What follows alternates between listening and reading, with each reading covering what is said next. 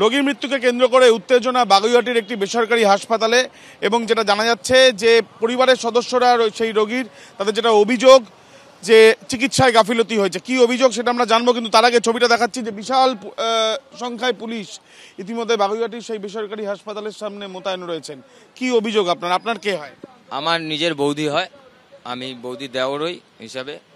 তা ওসি যখন ওটিতে নিয়ে যায়, ওটি হয়েছে দুপুর 1টায়, তারপরে রাত্রি 10টার সময় আইসিইউতে নিয়ে যায়।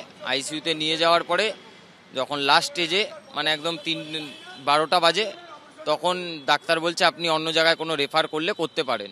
যখন ডাক্তার নার্স আর কি পেশেন্টের একদম 50-60 চান্স। কি হয়েছিল পেশেন্টের অ্যাকচুয়ালি হয়েছিল যে গলায় টনসিল ফুলেছিল, তা ওনাকে ডাক্তার দেখানো হয়। উনি আমাদের দমদম ক্যান্টনমেন্টে একটা জায়গায় বসে, তখন ওনাকে দেখানো হয়েছিল। উনিকে অনেক রিপোর্ট করতে দিয়েছে। রিপোর্ট করার পরে তারপরে উনি নিজে ডিসিশন দেয় যে এখানে ভর্তি করার জন্য।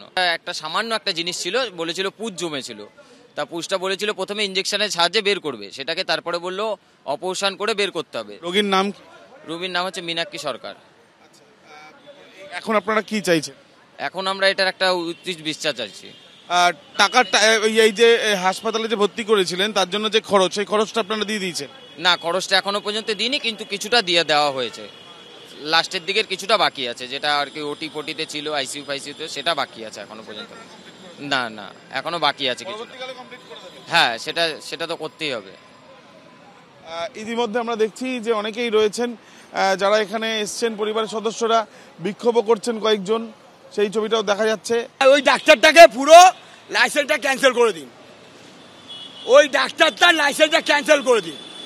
480 যার প্রেশার থাকে কিংবা বিপি থাকে, তাকে ওটি করে কোনো ডাক্তারের মাইন্ডে আসে কোনো একটা ডাক্তার? দেখা যাচ্ছে যে চিকিৎসকের বিরুদ্ধে ক্ষোভ উগড়াচ্ছেন অনেকেই, এবং ইতিমধ্যে বিশাল সংখ্যায় পুলিশও এখানে রয়েছে। তবে এই ঘটনায় এখনো পর্যন্ত হাসপাতালের কোনো বক্তব্য পাওয়া যায়নি। তবে পরিস্থিতি মোকাবিলা করার জন্য বিশাল সংখ্যায় পুলিশ এখানে রয়েছেন।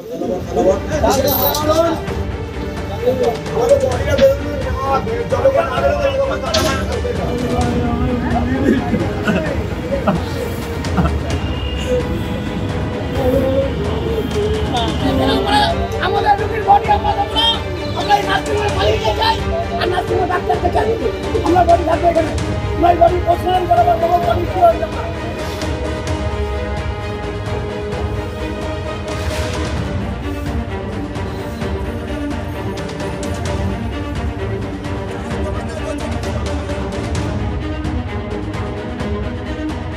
ক্যামেরায় দীপ্তেন্দু চক্রবর্তীর সাথে রঞ্জিত শাহ, আবির দত্ত, এবিপি আনন্দ, বাগুইআটি।